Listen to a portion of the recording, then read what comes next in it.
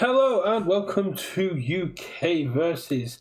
Richard and I are streaming a little bit outside of our usual window, but because of some amazing and very clear transparency from UVS, we decided that we would respond and do a stream talking about all the information we got yesterday, as well as everything else that happened, because we got Critical Role reveal, but I've already covered that in a video.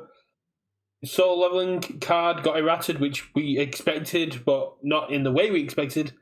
But the big news was Paul, the head of UVS, dropped a massive post talking about the response to his other post in October, asking how UVS could improve our play experience and what came from that. But before we dive into the 9 points on screen, how are you doing, Richard? Are you any closer to being prepared for nationals? I'm all good, and obviously not. Got hopefully some more practice with the boys tomorrow at locals to sort of hopefully finalise deck choice. I had a game today on TTS. I played Not the Brave. I won. That has been added to my list of possible decks to play at NAS. Fair.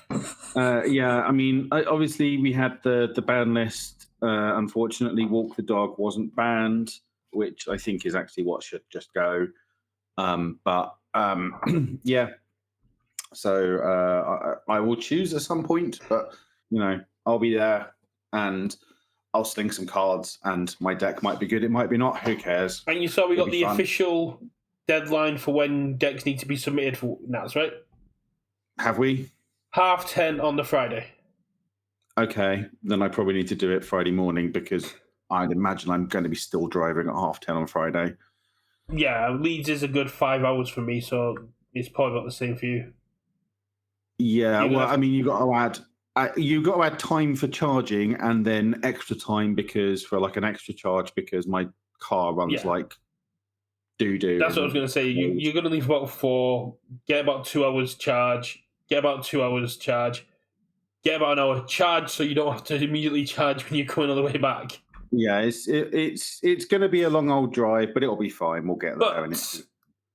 Our depressing travel experiences aside, we got 9 new things or changes that are coming to 2025 by UVS around Universus as a response to Paul's post asking how they can improve our play experience.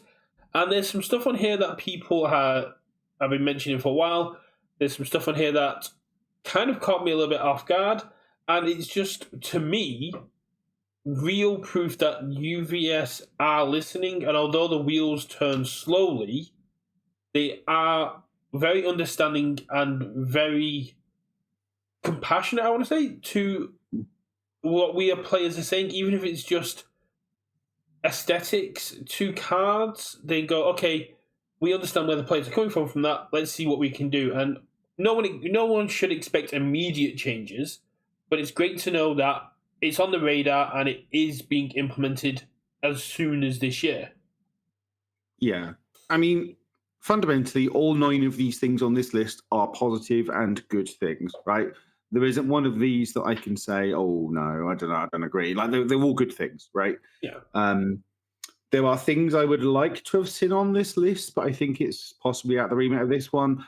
Like, outside of these, probably my main thing would be, I guess, the design principle side of it, which is probably less Paul and more something for like a Bill or a Tim Freely or someone to talk on. And sort of that's, I guess, my major beef at the moment. This doesn't necessarily answer. Not wanting to sort of get into negatives, but fundamentally, all 9 of these things are positive and good things. Yeah. So some of these things, it's like, maybe some of the complaints of, oh, they should have done this ages ago, years ago, months ago, whatever. And like, it's just the way of the world with gaming companies that have big communities, especially, and just corporations and companies in general, is they don't tend to necessarily give you information until they're certain and they're confident that what they're going to give you they can deliver on and is true, because the moment they fail, then they just get crucified on social media forums and everything. So it's like, they don't necessarily release stuff until they're confident and happy to do so. So, like going into point one, it's probably something they've been working on and pottering on for quite some time. Yeah. And they're only now happy to release, right, we've got something now. We're at the point where we're happy enough that we think we can implement this soon. So we can release some information about it. Yeah, we're not saying that UVS is going to be a perfect company just because they're implementing these 9 things, but it's more the showing of understanding, the showing that they're listening, that the community is being heard, and that the company is taking the right steps.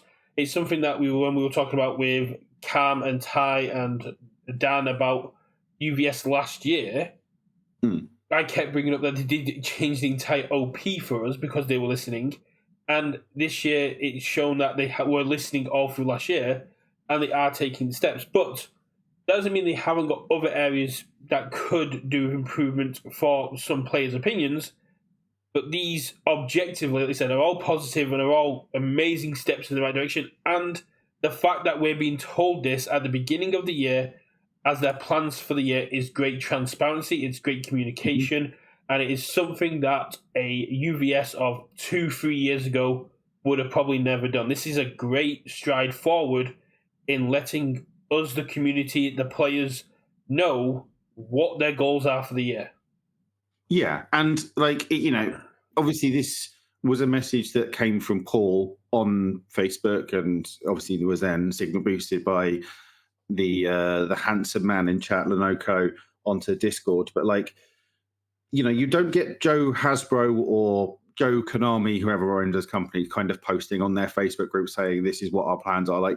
We have that kind of much more of a closer relationship, I think, with the sort of the people who run the company, or the sort of heads, so people like Bill and Josh and Paul and stuff. Obviously they are busy people. They don't always, and they can't always tell you things, but they're always happy to engage at a certain level as much as they can, right? And again, you don't have that with any other company. Right? I can't imagine if I was still playing Magic or playing any other game that I could just have casual chats with the heads of departments on Discord and stuff like that without spending ages developing that kind of relationship. But with the company and working my way up. But the fact that I've got Lenoco's permission to put his face on a T-shirt to do like a Critical Role style advert is really cool. The fact that I can just have chats with other members of staff, or I'm able to chat with one of the creative teams, Hitch, about cards on X and get responses. It's not something you'd get with the massive, massive companies. And as UVS grows and as we get these IPs in, I hope it isn't something that leaves, but I can understand that it may be something that needs to be more gate-kept. Yeah, I don't know. I mean, I wouldn't necessarily, I don't know if gate-kept the right word, but more controlled. Structured and more controlled, and sort of go through proper channels and stuff. I mean, binging too many critical role, and for me, I was just imagining the celestial gate that the gods of critical role are behind, where they can interact with people in the community, but they're not allowed to come to the material plane and actually interact with people. Yeah, but that's tomorrow's problem, right? That's a future problem. Right now, we can send a message to Paul on Facebook or Discord or whatever, and he might have time to respond. Yeah, and the fact that we have people like Lenoco, Matt, Josh, Paul in streams. Paul was in our stream. Paul has said when we were at the summit he's a avid viewer of Tam Cardwell. So the fact that we have the head of the company coming into streams to hear opinions as well is very good. Yeah. But now that we've done our regulatory boot kissing, let's take a look at the 9 points. And the first one is one that people have probably been asking for since the beginning of the game after White Belt. Official judge program. We're bringing in judge program functions to UGN. Get ready for features like judge exams, judge points, judge promos, and more. Our goal is to start rolling out these updates during 2025 cycle. Stay tuned for more details. This is brilliant. Yeah. I mean, it's a bit of an announcement, right? But it says it's happening. Like, it's that it's happening, meme, GIF, whatever. Like, it's an official, rather than like people saying, why is there no judge program? Why is there no judge program? And people like, not being able to comment. This is we are doing it. Yeah, I mean, right? And that is a good thing to have that sort of in black and white, in concrete. And I think if they want the competitive ladder to succeed and be good and sort of almost be taken serious to an extent, you need that judge program to go along with it. So it's a really good thing for again, handsome men like Mr. Squire and Channel to get the recognition that they deserve, and probably really ugly judge t-shirts to go along with it. I think that's part of what should happen at these premier events, is you have like the proper experienced and qualified judges making sure the stuff goes out down without a hitch. So yeah, exactly. And the fact that getting to Worlds is now viable for locals, having judging at locals events and for where these points are actually going to be coming from is very, very important. And the fact that there's going to be incentives for people to judge, expand their knowledge on judging through getting the points. I'm sure we can get you a hat, Squire, and just the ability to actually get promos and the points and exceed your knowledge. So that, to me, kind of thinks there'll be like levels of judging and stuff like that. I mean, the best, although Squire is an amazing judge, the best example is Murray. Murray doesn't play in the events. He judges pretty much all of them. Nathan has played events. Scott's going to be playing in nationals, I believe.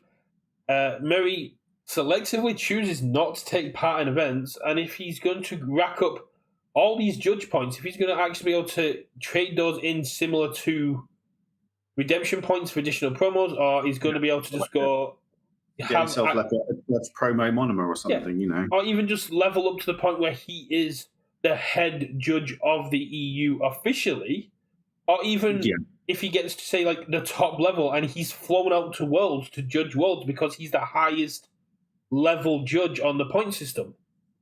Yeah, I mean, that's how these things usually shake down, right? You have like levels, right? Yeah. So you have your kind of local level judges, and then like if you want to get to a point where you can start judging like majors, you would take like an exam, usually at a major, to like level up to the point where you can be a floor judge, and then you like have like you can head judge these things, and then you might have like a regional head, like maybe there'll be like a Murray or a Nathan over here, and like again, I can't remember the guys that tend to do a lot of judging over the pond either side. But it'd be great to say like in your area have an official kind of like regional judge. Yeah, and to be quite honest, I'll probably put myself in the hat for that. Like, as someone who sort of tends to be the go-to Richard, does this work kind of guy, like actually making sure I'm not talking out of my bottom, and having that sort of qualification so I can judge these events, because usually like when it comes to local events, like judges can play in them because it's fine, but having the option to say, we've got a big old qualifier, so I'm happy just sort of judging it this week or this month or whatever, and having that as a thing, and being able to say, okay, for this regional, maybe I can't afford it to go as a player, but I can, put myself in as a judge, and usually obviously you get sort of compensated for that. So I can. The one thing I would say to remember on that is it's not all sunshine and roses. It's not all positives. Oh, I know. With the judge program will come accountability. Will come the actual like stick to the carrot. If you make bad calls, I don't understand the full rules, even though you've got the points to it, you will have to suffer the consequences for doing an improper job. It's an official judge program. If you're acting in official capacity and you cost someone a win, or if you cost someone an event through a bad call, you have to be prepared for it. It's not just for people looking to sign up, it's one of those things that you have to be kind of It is a serious commitment. about judging as well. Yeah, it's absolutely a commitment. Like, the white belt thing was a sort of almost a bit of a joke, right? But Well, the white like, belt was yeah, always meant to be an introductory. It was the yellow belt where yeah, you shadowed people at events and you gained experiences yeah. judging.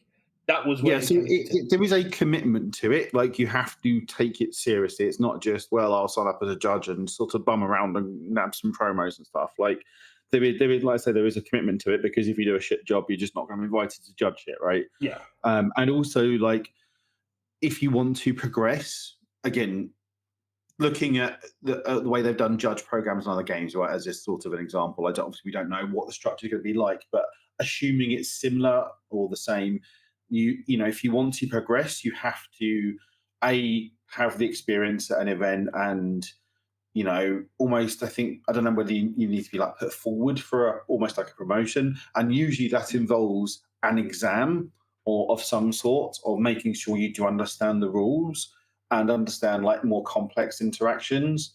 um like, because you can understand the rules at a basic level, but then there's obviously lots of edge cases and things that come up, and you should be able to have the rules sort of context to be able to, if you don't know the precise interaction, to be able to then say, I know this from my context clues. yeah, Hand in hand, and isn't mentioned on this, and I think what needs to be part of the judge program to actually make it work is an actual comprehensive rule book and cleaning up of the rules, because they are a bit wishy-washy and ephemeral at the moment, to my yeah. concern. Well, like I said, this is just the announcement of the announcement. I'm sure Mm, Josh and the team are hard at work getting this all ready to go.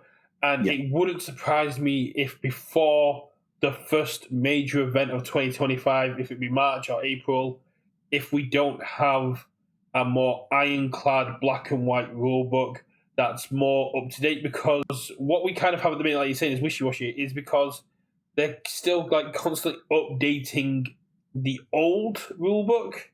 yeah. Whereas if they just basically scrapped it and went, here's the new rules for standard, and here's the rules for retro, or said retro will now fall in line with standard, and you can't attack turn one, or there's no card pull. They've got rid of card pull chaining, symbol chaining, and Mm, stuff like that. They just went, here's brand new rules from scratch, leather bound book for head judges to swear on as a Bible. That would be a great, as you're saying, step forward, and would just be going, yeah, we're just overhauling the entire system. mhm. Yeah. And like I said, I think that's part of it, but we'll have to wait and see on that side of it. But yeah, judge program, great, positive, perfect. We'll just wait and see what more comes. Exactly, and we've got Josh coming over to Nats next week. I can, once I scrub out, I can just fall around going, what's going on judge program? What's going on judge program? What's going on judge Mhm. program? Until he kicks me out of the venue. Yeah, that's what happened. That is exactly what happened. So, So second yeah, point, number two. more organised play events. We're refining our regional schedule to prioritise areas with larger player communities, offering more premier events where they are needed. At the same time, we're expanding local level events where we're focused on welcoming new players to the game and tournament scene by strengthening our local play base. We lay the foundation for continued growth and expansion of large scale competitive events in the future. 2025 will be focused on growing local play bases. This is exactly what Dan and Ty were talking about during our grading. Mm. Getting the stores involved, getting focusing on the local play and getting local scenes is the heart of these games. Yeah, and that's, I guess, like, there's obviously the two parts to that. So there is the sort of restructuring of the majors so that they favour USA, which is correct. Like, for all that, like, you know, I live in the UK. I'm UK centric, but the fact of the matter is, the USA is just huge and probably needs more events just geographically, and also like the player base is a lot bigger, so it makes sense for them to have the lion's share of events. Same with And Canada getting an event. They've got yeah, a exactly. decent player And size. they've obviously not had a lot of love at all No. in recent years. So them getting a major is great. So I think that's perfect. And then obviously the local level stuff. Obviously we've then got that sort of lower rung on the on the competitive ladder being those sort of local qualifiers or whatever they're called now. I can't remember, but like that effectively only those competitive points at a Yeah. local level. So they are something people are going to want to sort of possibly travel to, and hopefully should be well attended, and hopefully grow those local communities. So Yeah, it'd be one of those things that kind of like the provisional star championships, where you had these events where you were walking away with massive prizing for your entry, and it got people to travel all around regions to try and get as many as they could. mm, It does make sense. I do like the fact that they're prioritizing for the major events the places that already have the play bases. That does mean we're probably looking at Sheffield for our events. Hopefully, because you quite guys are possibly. growing and there is a lot in the southeast, we might see something down there. Again, it really depends on having on the TOs, right? And all of these major events, especially outside of the US, it requires having the TO that's okay, that they want to and are capable of running it, and have the relationship with UVS games, right? And And as that's long a as big. the Spanish people keep up their player numbers, they Mm, will hopefully get one themselves. Although they won't be allowed to play sets 1, 2, and 3 of MHA. That is mhm. something they will have to get used to because they still play with set 1 MHA in their standard, which is perfectly acceptable for local Yeah, shenanigans. very cool. You can do what the shit you want, really. Exactly. Um, I do like this idea of more local Premier events because if we're only getting, say, 2 UK events next year, if we could still get a monthly or a bi-monthly, as in every 2 months, major event, which even if it's not offering points towards Worlds, is offering decent pricing or stuff like that, where it's kind of incenting us to play, we're still getting the use out of these cards. We're still getting to explore the sets before the new cards come out without having to go to the major regionals. yeah, Point, yeah, and it's just they're just a reason for people to turn up and play it at local game stores, yes. which is how the game survives and grows. And hopefully it will incentivize more stores to give it a chance because there's going to be Mhm. more focus on localized play. I would very much appreciate that. Awesome prizing for Premier events. We've seen this with the prize wars as well, but let's see. This has been a focus for organized play teams. Starting this year, we'll be rolling out prize walls for each regional, national, and world championship event. These are exclusive at each event. You'll be unable to access these anywhere else. And they're excited to see our Premier play community experience these awesome prizes at events. And we even have additional prizing later this year. They're excited to reveal in the coming months. This is great. It Yep. will put a sense of FOMO into people that have already qualified for Worlds. It will drive people that are basically like when we spoke to Tim Keefe earlier this year, who was basically he has no real drive to go to regions anymore because he's already qualified for Worlds. But if he's going and it's like, at I'm trying to think. At Rochester Regionals in May, we're going to have this exclusive item on the prize wall that will not be available at any NA regional after this. You go, oh, I need to go to this event. I need to get that prize. Yeah, I mean, part of it is obviously the cool stuff on the prize wall, and that's sort of like almost like an across the board thing, right? It's just a good for everyone. And part of it is the top level pricing, right? So if you look at nationals, like if you win, you get effectively $2,000, right? In was it 1,100? 1,500 travel voucher to go to Yeah, Worlds. yeah. So like On top of that's a like all the other prize stuff. worth winning, right? 1.5 grand and like promos and stuff. You get Like promos and then you get so, your stuff for just going to Worlds, including Heroes of Exandria early, which is worth it in itself. yeah. So there's it's making those make it's making it sort of worth turning up and trying to win because the thing you're winning is worth it. And too often in the past, like winning a regional hasn't felt like worth the cost, if that makes sense. Like the what you can possibly win wasn't worth it. Um, And I mean, that's a very sort of black and white, sort of almost mercenary way of looking at it. But a lot of players do, right? A lot of players who want to engage with the competitive side want to almost have that expected value from events. It's sort of like a dirty sort of financial way of looking at it, but it's just a fact of life that a lot of people do.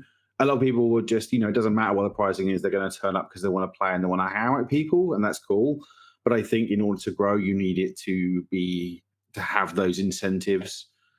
I mean, you also got to look at it for a lot of the players in the UK. We don't have to travel as far as Americans for some events, but trying to justify to myself, to yourself, for some of the Scots, spending 500 to £1,000 for this one weekend. If the pricing doesn't really, if there's a point of diminishing return that hits before you're satisfied, it kind of feels bad going, and especially if you look, even if at the lower tiers of pricing, if you're going, I'm spending all this money and going there, it's not the best attitude to have towards events. I've been more focused this year on the social side of it, getting to see everyone, getting to make the content, and that's made events a lot more enjoyable. But there was a time, especially last year, where I was getting stressed and I was getting depressed because I was going to events and I was spending lots of money and I was not topping. I was not doing well. And it felt to me like I've just wasted my time. And I had to adjust that in myself because it shouldn't be about the money. It should be about having fun with my friends. But, I can, because I've gone through it, I can understand both mentalities. Yeah, I mean, it's a balance, right? Like you want the game and these events to be fun just to turn up and play, but there also needs to be a certain amount of value, like a baseline to them, right? Yeah. So like there needs to be a like that carrot that you're chasing at the end needs to be worth it in order to, even if you're like almost like the worst player in the world and you've not got a shot at winning, knowing that if you do just have the run of your life and get there, that there is something worth winning, I think is always and something you want. And I think too often just those incentives just haven't been there, and especially when people do sometimes have, like in the UK, it's not hugely expensive depending on obviously where the accommodation you pick. Like sometimes you can get a cheap Airbnb or whatever.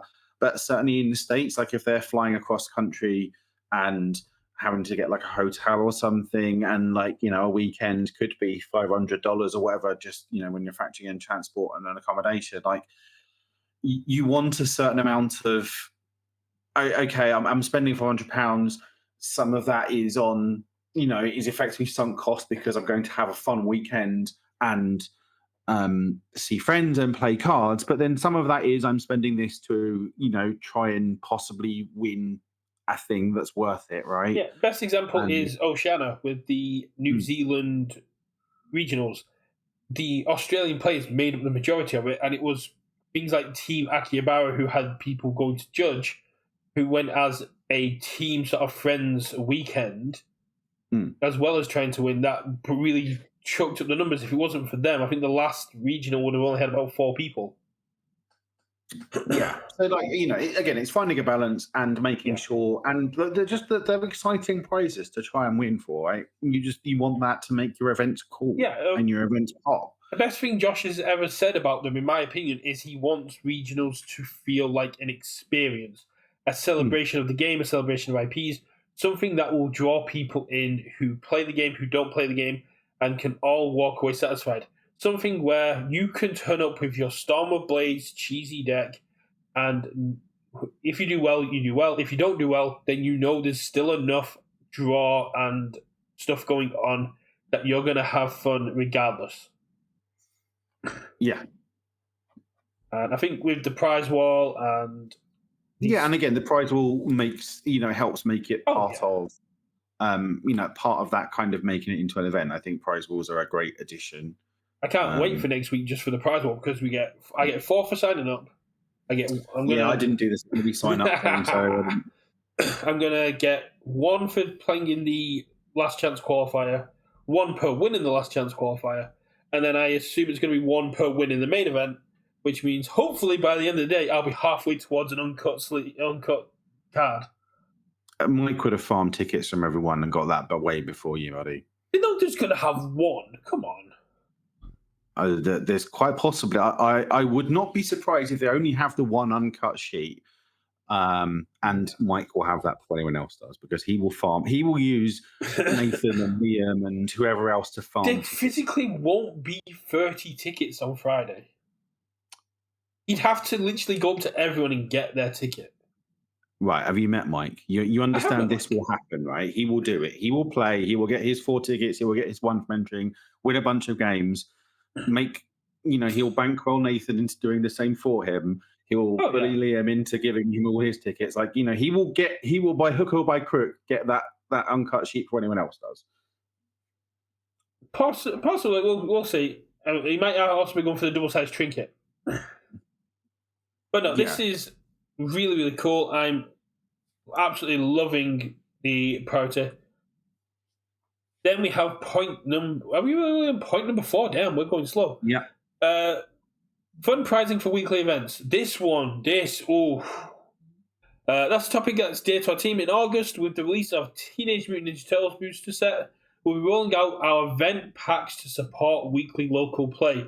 These are free card packs which will provide a variety of alternate art and parallel foils for you to earn and trade for. Stay tuned for more details, include of the cards interest pack. This is exactly what we asked for. XRs are back, baby. XRs and alternate arts as weekly pricing to draw you in, and the fact that it's a free card pack is just like a little collection pack for the challengers, and it will just give you this absolute drive. It's kind of like the best of the Plus Ultra with the alternate art cards they've been doing this year. This is peak. This could not have asked for a better thing. He was the chap at the summit. He was like the head of distribution or like sales, I think. I can't remember the guy's name. I've got his business card somewhere. Possibly Mike, yeah. Because I think I waffled at him for about 20 minutes at dinner about this very thing. I can't claim it was obviously my idea. I think it's an idea that everyone and their mums had. But I think it's the best way of doing it is having these chase things that you can't get, and having those weekly things have value and get all these kind of alternate art and foil treatments of cards that you wouldn't otherwise be able to have access to, so you can trade them all to Mike. This is the best way of doing those promos, and having them as like little packs. So you get a little pack to open, and you might open a cool different one that you haven't seen before and stuff. And just having access to that, I think, is perfect. It's great bling. It's great drive to turn up a little boosty, It's my only complaint about it is it's coming in with TMNT, and I only really complain if they don't backdate it to conclude Critical Role. But I imagine they won't. But this is it's just obviously something they've had in the works, and this is when this will come to fruition. So it just takes time, and that's what Chris has just said. It takes a lot of time to get it set up. The gears move slowly, and I'm sure as a 10th year anniversary set, it would Critical was going to have its own sets of parallel foils and alt arts out the wazoo. But this is absolutely incredible. As soon as I read it, I messaged Paul, and I was like, "This is peak. This is what people have been asking for." And obviously other games do this sort of thing as well. So it makes, and it's been successful. So there's no reason to not do this. I think it's just the best way of doing those weekly promos. And yes, Chris, you did beat Brett, because I said I wasn't available until now. Yeah. You would have just done it. I messaged him last night, and I was like, are you free? He's like, yeah, until tomorrow. I was like, okay, let's go. That's fine. Brody, when there is an excellent way to not get ads on the channel. Just saying. He's still in an ad. You won't hear this. Oh, But yeah, two. I have no notes on this at all. In fact, my only other note would be more of this.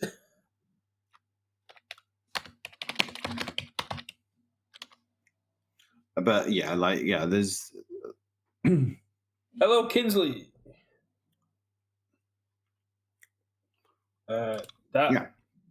But yeah, this is just what we all asked for, and it's great. So again, no notes. Yeah. Number 5, casual web comments. We've been having internal discussions about actively exploring ways to support external web comments. Our goal is to implement features to make webcam integration simpler and efficient. So this just reads to me that the webcam circuit did well, webcam warriors did well. There's a lot of interest in webcam play, but they don't want to officially support it. But they understand that it is something the community kind of needs. Yeah. So I mean, how I read this is we've heard everyone saying we should have webcam to support stuff, and obviously they kind of the incident to in effect close the door on webcam, and they're saying right, the door is open. We're not promising anything. We're going, but the door is open, right? We're just going to see what we can do. No promises. We want to make it right and do it properly. So that again, it's sort of almost an announcement thing, but it's sort of I think what people want is to say, look, we know it's a good thing to have, but we also are aware of the limitations and like costs and risks involved in webcam. Yeah. So they want to do it properly. So we're going to continue working on it, and I think that's fine. I'm just saying that this is a great time to get back into talks with Carl and Connor about doing our Eurovision-esque style webcams event that you wanted to do, because we've heard that official support's going, and I think I've already got like a Discord chat with Carl and Connor set up for this, but apparently for most of the year they're 12 hours ahead, so it's a bit awkward for Oceania to play in hours. Yeah. Yeah, and also this might not be a case. This might be one of those cases of we aren't going to do anything under the UVS banner directly, but we will support other people that want to do it directly. If that makes sense, that might be the direction they take. But again, can't really talk too much about this one because again, there's no real information. But it's good to know for everyone that wants to play webcam that door is open. Even if it was just maintaining webcam erratas, that's enough. No. I mean, that's just a thing. But like, I think it's a way of, yeah. So whether that's unknown sponsor, things like that. But they want to be able to support it and give it because the moment they can put their official weight behind thing, I think people get a lot more confident in kind of taking part. So, but again, it's they need to find out how to do that. Yeah, the more official a webcam event feels, the more people will jump in to play it. There was someone in Discord earlier asking about webcam nats, and people were like they don't exist. And someone was saying, "Oh, there was webcam warriors over the weekend," and they're like, "That's not webcam nats. That's not an official event." No. It's like if we can get UVS to go, this is a UVS backed event, it feels a lot more official. It probably won't happen to all webcam events, but. Yeah. So this, to me, is possibly the biggest outside of the judge program. No, it's not. It's absolutely the biggest one for me, anyway. Yeah. So adjustments to the release cadence. This is an important lesson for us. Sometimes more isn't better. In 2024, we released 4 booster sets and 16 constructed decks. Looking ahead to 2025. We're taking a more focused approach with plans to release 4 booster sets and 8 constructed decks. This gives us a better opportunity to bring you awesome worlds and ensure that you have time to enjoy them. In fact, through February 28th, you can earn a bonus reward points by signing up to the pre-release for 2025 for Critical Role. That's part of the article, and you get extra loyalty points for doing it. I was just in auto mode when I was reading that. But, I mean, yeah, the fact that we're seeing essentially a reduction in half for the starter and challenger decks, and the fact that we already know half of the decks. Yeah, minimum. I mean, it depends on what they view as like constructed decks, right? Whether they're counting both challenger They will. and If clash. 16 decks would include Yeah. the 8, would include like the 12 challengers and then the starters. Yeah, so 8. So then we've got effectively 2 for Critical Role. We've got 1 for Solar Leveling. We've got at least Fighter. 1 for Street Fighter. Yeah, so we know at least half. I think there was 2 for Turtles, they said. I went back and checked the article. There's nothing definitive in the article for TMNT, so we may not know. Or it may... and it's quite possible that is more stuff at the end of the year in terms of like things that come along with like Guilty Gear and things. So, but the fact that we know a minimum half, maximum 5 of them means there's 4 to 3 products left, but that's it for the year. And that's amazing. I think that's so very cool. And if Turtles is getting, say, 2 challenges or 2 starters to help bring in, then that's just as cool. But I think personally, I think they should not do challenges for a booster set in that same year. So, for example, the My Hero one made sense because My Hero wasn't the current set, right? But like for me, the AOT challenger didn't make any sense because it's like, well, the set's out and you're adding more just through this other control. Like just, you can have clash decks, i.e. your starter decks. Can't refer to them as clash decks anymore, they're starter decks. Yeah. The starter decks to go along with the booster set because they're one of your entry points.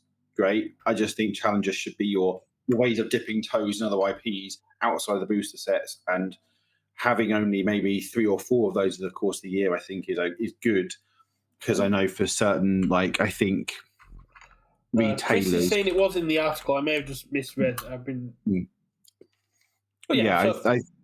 I thought there were. So I think there's basically 2 we don't know about. One I'd imagine 1 towards the end, at least 1 or 2 towards the end of the year. So essentially, if we get 2 for Street Fighter, there's 1 product. 1 product. Yeah. There's a 1 of out there, and that speculate wildly now, but yeah, I think Astro Boy. There we are. Oh yeah, Paul did confirm we do have the Astro Boy license, so it could be an Astro Boy one. But yeah, to me, that's absolutely huge. They understood product fatigue was a thing. They understood that we couldn't spend as much on all the products because we had to save to spend our money across all the products, as well as traveling to events.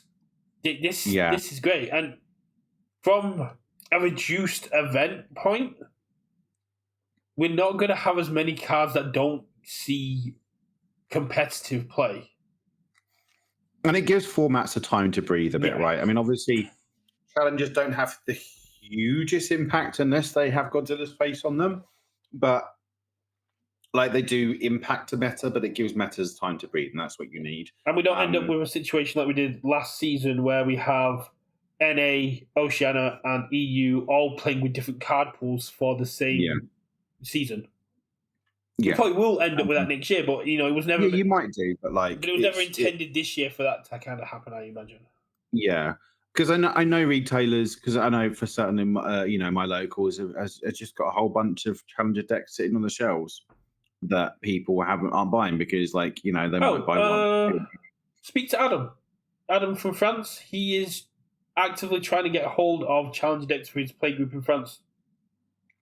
He posted in the Facebook about it because they're struggling to get all the set free. They're struggling to get hold of Godzilla challenges. They're struggling to get hold of a lot of challenges, and I don't have any spare. I mean, I'm going to have soul leveling challenges spare out the wazoo, and to whoever bought the Big Orbit Sung Jin Woo Alt Art this morning, you took it out my basket. You literally bought it like 2 seconds before me. I will find you. So I just had to get that out of my system. Yeah, I know we have some sort of Godzilla and stuff. See, for us, Chris, thanks to people like Card Goblin, our pricing is kind of more around the 25 quid mark, which is probably still about $35 in honesty. But yeah, I've not paid more than 25 quid for a challenger all year. Yeah, and part of that is the cost, and like we obviously went through that on the the pod in terms of I think the challenger decks are just need a little bit of a revamp. I think, like I say, conceptually they're great. I just think the product themselves isn't quite there. And if they're toning down the cadence of them, maybe it gives them more time and room um, to work on maybe improving that as a product. Yeah, I just talking with Chris there when he was saying it's about $35. I just remembered that Australians are essentially paying double what we're paying for everything, so it's like Yeah. $50 for a challenger, which is nuts. Yeah, yeah. I mean, there's plenty they can do with those challenges to make them better, right? And make them more of a better product. I mean, reducing the number of them is immediately a great start. Yeah, like the 4 lower decks ones was just insane. It should have been a set. I think we can all agree that should have just been a small set, similar to Tekken 6 esque sort of stuff. Maybe, but yeah, it's just it was mad. But this is a really great thing. I think just toning it down is just the best thing they could have done. 4 booster, I'd be okay with 3 booster sets from a wallet perspective, but I think 4 is fine from a release cadence. I think 1 1/4 works out quite well. Yeah, especially with how organized play was done. It does, and I think this year is quite good because we end up with a situation where AOT2 is seeing some competitive play by everyone, whereas like last year, Jetburn only saw competitive play by itself at Worlds, and then Yu Hakusho came in before the new season started. Yeah. But with the new OP system, that all kind of goes out the window anyway. Then we move on to the. Have you got anything last to say on this? No. It's great.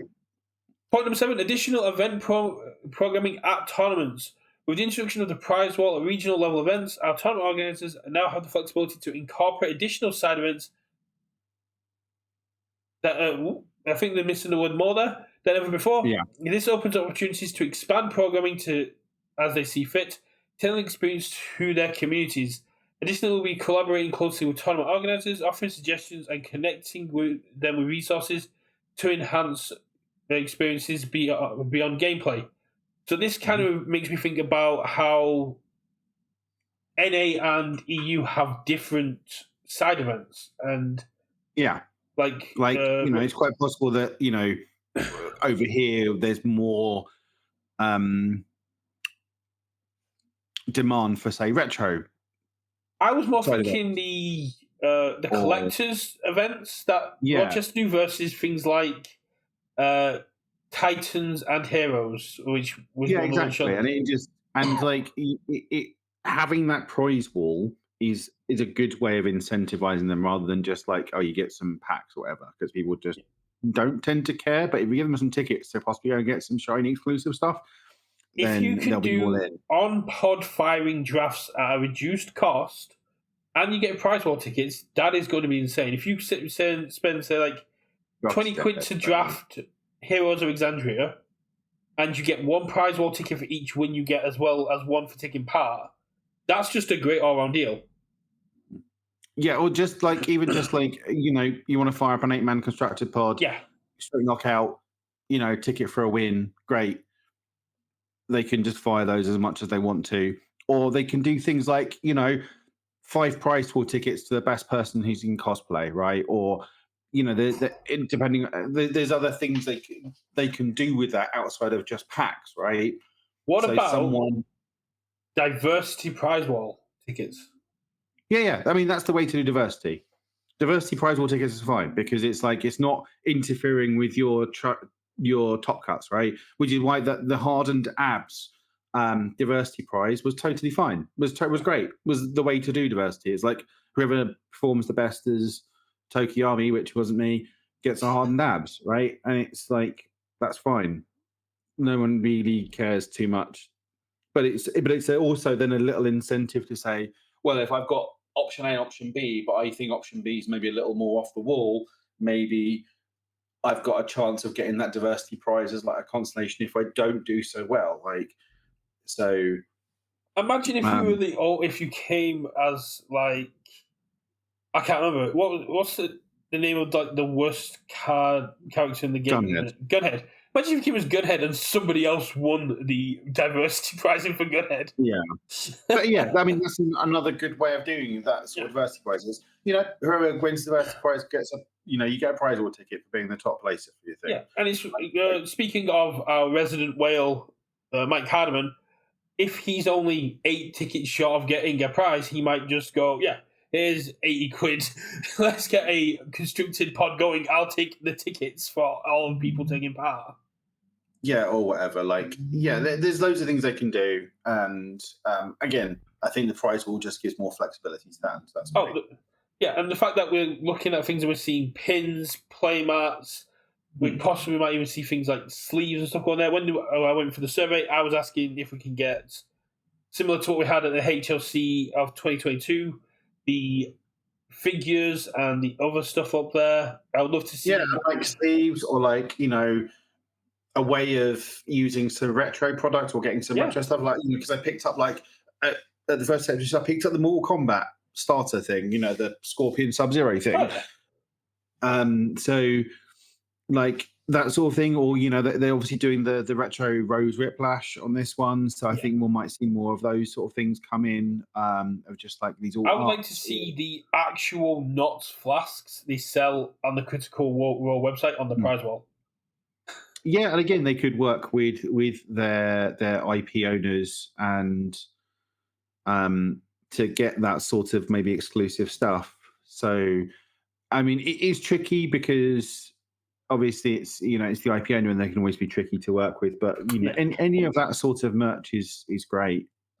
So just anything they can add to those prize walls. That's just it. The prize wall is so ambiguous; they can literally put anything. And I would imagine there'll always be effectively a dump stat on there of you can just spend prize wall tickets for packs. Yeah. I would imagine that's always going to be an option.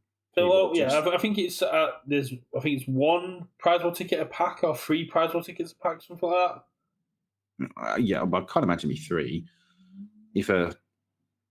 If a sheet is like 30, I can't imagine a pack is 3 tickets. Yeah, so say it's one per ticket. Just for signing up early, I've got 4 packs, which is just that covers pretty much the most of the cost of me signing up for Worlds. Yeah, so not for that. So yeah, that's great. Like prize wall is a positive thing. Assuming they do it well and people don't, you know, steal all the promos before people get to access to them, then it's great. Exactly. No shader at all. Penultimate point: play format. The big one, the one that everyone's excited for Nats already.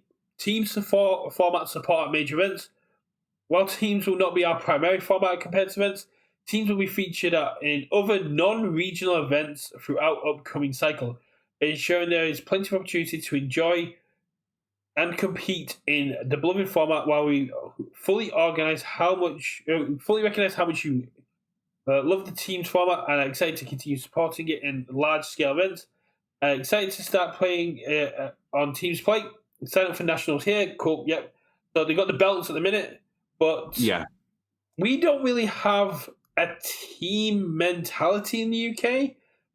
So this would be really. We don't have like the Rochester versus Maga sort of like thing. They've got Magla. I can't remember what the new team is. Or like the game MGLA, MGLA. Or something, yeah. We don't necessarily like a shop v shop kind of thing, but you know, there are certainly, you know, you got the Sheffield boys and you got the Essex boys, you got us guys down here, and like, so.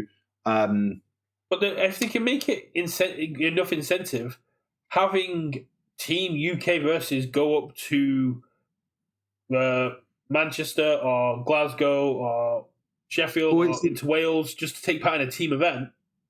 Yeah, and it's to be the sort of thing to be good to maybe do it like, you know, a con or something, right? So like at Gen Con, for example, we'll have like a teams event there for the Gen Con belt, or a teams event at Essen Spiel for the Essen belt or whatever. You know, I think just it gives them things and appealing things to do at these events that people can go and do if they want to, but they aren't part of the main competitive ladder, so people don't feel sort of paywalled almost behind those conventions. Yeah, a To UK be Games part of Expo the ladder. team event would be very cool.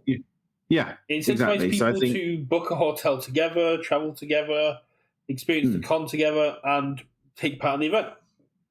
yeah. So yeah, again, positive. Just keep supporting it. It's great. Hopefully, at some point, we might get the team assets back at maybe at I some hope to world. see Or, this expand into Challenger and Retro, but baby steps. Mhm. Teams is the biggest one. It's the most popular one. Retro probably close behind it, but Retro is quite well gate kept with the access to cards. Yeah, which is why they need to make heroic format.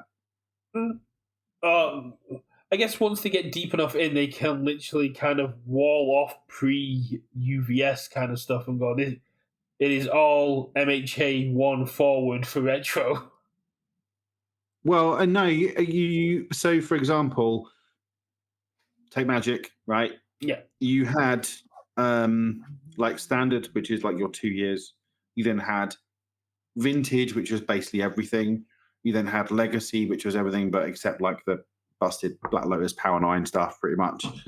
But then it was like, well, that's all on the reserve list, so we can't really reprint it. It's too old and too expensive to get into. So they made Modern, which was a non-rotating format, but it was a more modern starting point. So that would be my kind of how I would view heroic of, okay, we effectively, and in the idea from why it was called modern, because it was the modern cardboard. So when that changed. So this would be again heroic because it starts from the My Hero Academia format, so it's just set one onwards, and it makes more sense. Obviously, at the moment, you only have one set that's not in standard that would be in that, but the moment Critical Role drops, obviously sets 2 and 3 fall into that, and I think having that as an option is would be interesting. Yeah, I know it's a horrible name, but I wasn't just trying to call it modern. It's And not. also, It's My Spanish Hero standard. forward, so heroic. You call it, but you call it by its actual name. It's Spanish standard because they were playing it first, and it's, Sure. it's Spanish standard. But whatever we call it, I think it's something worth exploring. Yeah. A format that's more accessible. I'm not saying sort of make it your competitive format or anything, but like I think we're going to put this out there, much like the Challenger format, as a thing you can do and make side events of, and we're going to ban Giro from the start because fuck that. Giro in Retro, Giro is probably not the biggest threat. Well, again, Retro is a different beast, and again, you would keep Retro, and you just have this kind of in between thing of okay. I think heroic Retro would probably Giro not be the worst thing at the minute. What in heroic? Yeah. Have you seen the amount of 3-diff charge weapons that are in AFC1? Yeah, see, I lost to that in Retro, Chris. Tokiyami with Rampage and Summon Dark Shadow and Crow and Frog because it's legal in Retro. Dark Shadow Ruin. I just got absolutely. I was playing Mina 1 Titans and we went to game 3 and it literally came down to who checked better. It was beautiful. But yeah, Giro is a threat, but Giro is not as powerful as she used to be. And we also have a lot more answers to it at the minute. Yeah, I mean, yeah. I would maintain that Giro will be a problem in that format, but anywho's. Anyway, I mean, obviously this is just all hypothetical situation, but I think that will be something that might be explored in the future, but obviously not necessarily yet. Yeah. And then the last point is something that people have been asking for and may be the death of the beloved Shim line collectors. They're growing the team and enhancing product quality. In 2024, we strengthened our team by filling key roles across the organization, enabling us to deliver amazing products you love by expanding our editing and quality assurance teams, enhancing logistics for faster delivery, and refining product processing through our PMO organization. UVS Games wants to continue to enhance product quality. This has possibly been one of the biggest complaints people have had about the shim lines and about the quality of cards. To me personally, as long as a card is playable. I'm happy with it, but I do see some people have issues with shim lines and the lines through the cards. But to me, I'm fine with shim lines. I do not care in either direction. Things like the discard cards that were in the jet burn and stuff, bit more of an issue. Yeah, I mean, obviously QA is something that I have banged on about for ages. So anything they're doing to fix that, then great. Other than that, it's just all structural stuff to make the company work better. So great. This doesn't really affect me necessarily too much, other than hopefully there aren't as many misprints and stuff. So yeah, hopefully they'll also catch a lot more of the errata, so they don't have to happen. So yeah, we'll catch a lot of the green enhances or red or orange responses and stuff like that. And it's lots of fiddly stuff that most people can overlook, but you don't want to give people chances to complain if you don't have to. It also makes it look a lot more appealing to new players or players that experience it for the first time if everything looks like it's supposed to and people can see it's, for lack of a better term, a serious and dedicated card game to its quality.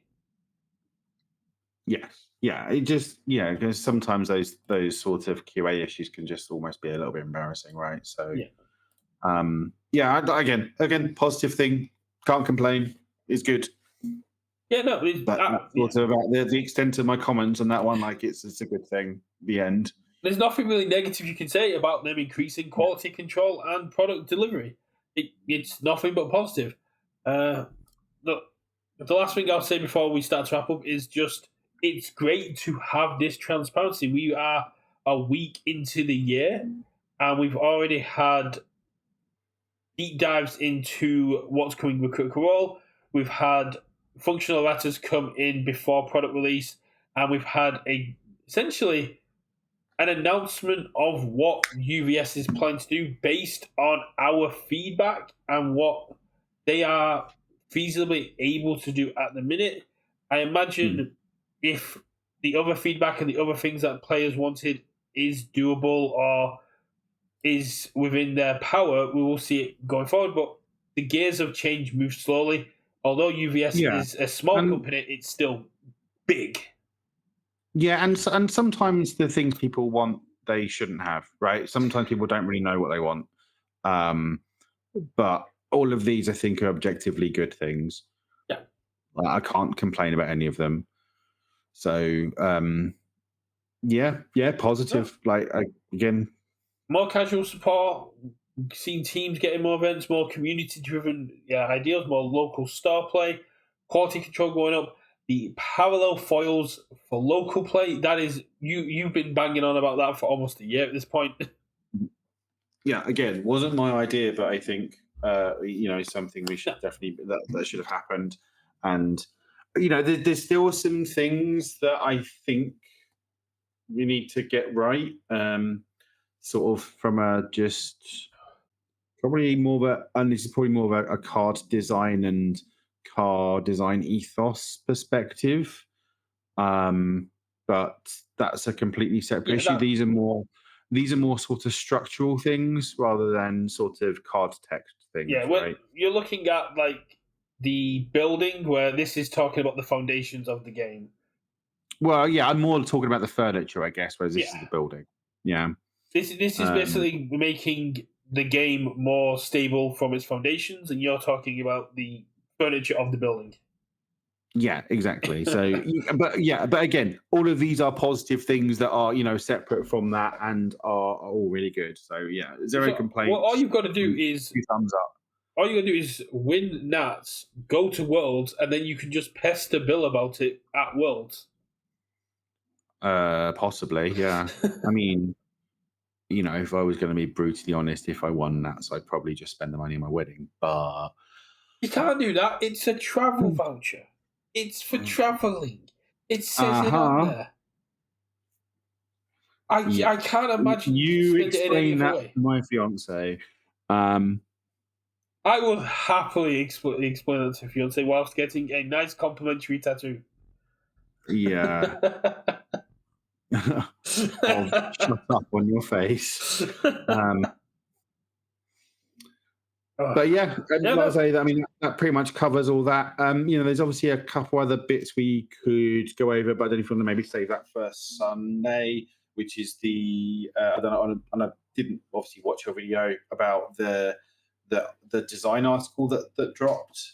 Yeah, we're not really doing anything on. We're not really covering the design article. Chris has done a great video on the design article, talking about how classes are being brought into the game, and I did consider doing a video about the comparisons about things like the thief and the rogue and why they've had the changes, but it seems like a lot of tedious sort of like legalese about how copyright law works and the fact that they have to be legally distinct from each other, or Wizards of the Coast can get a bit funny.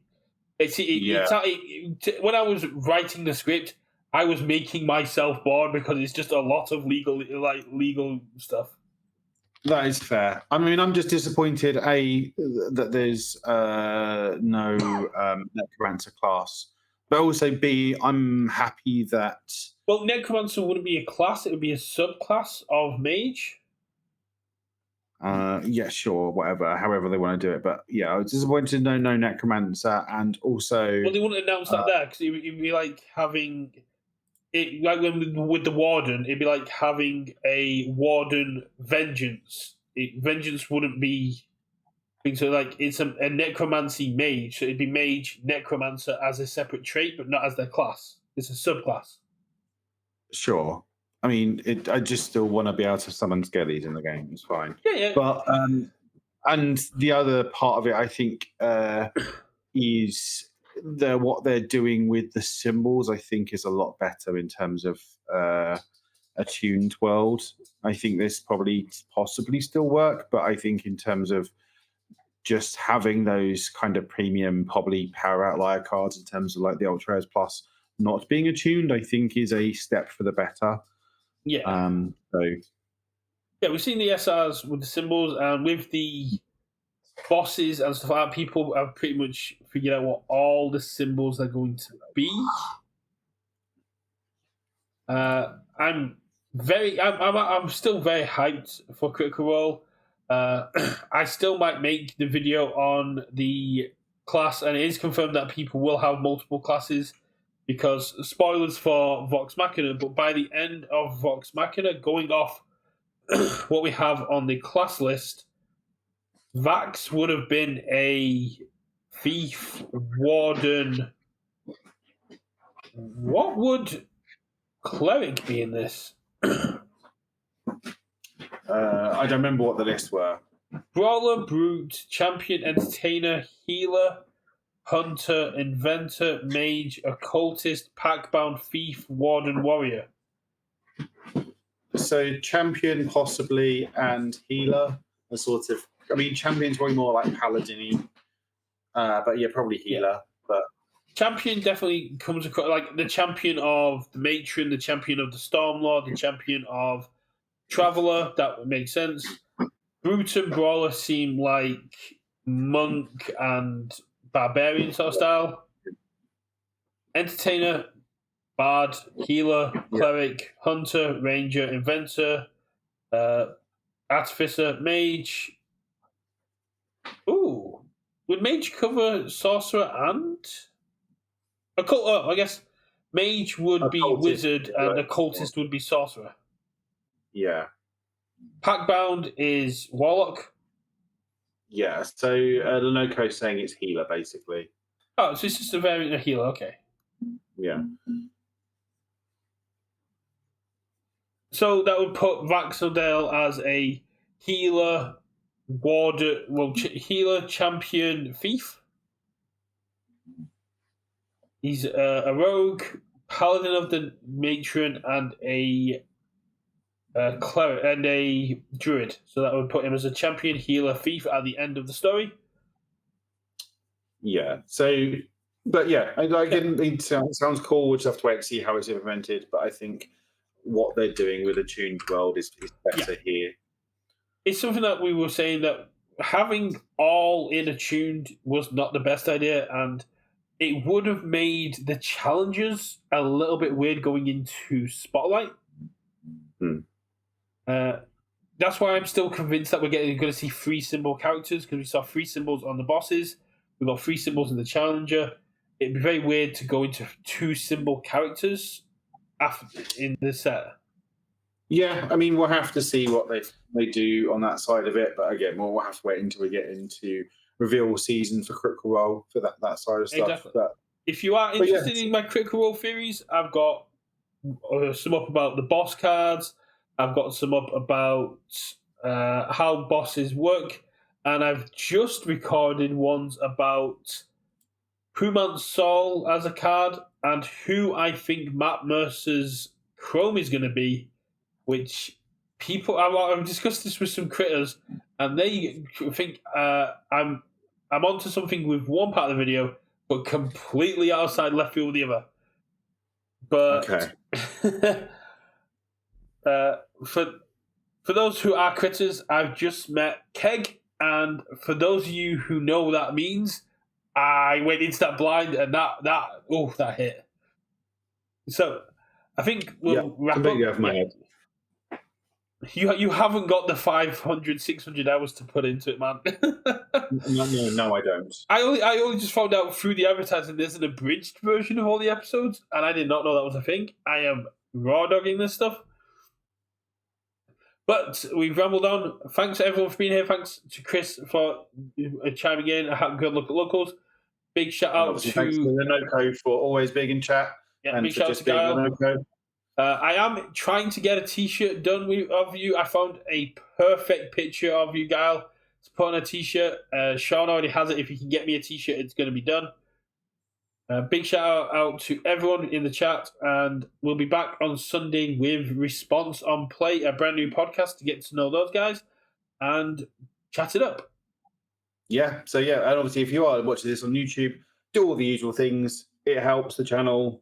Like, comment, subscribe, all that stuff. And we'll catch you in the next one.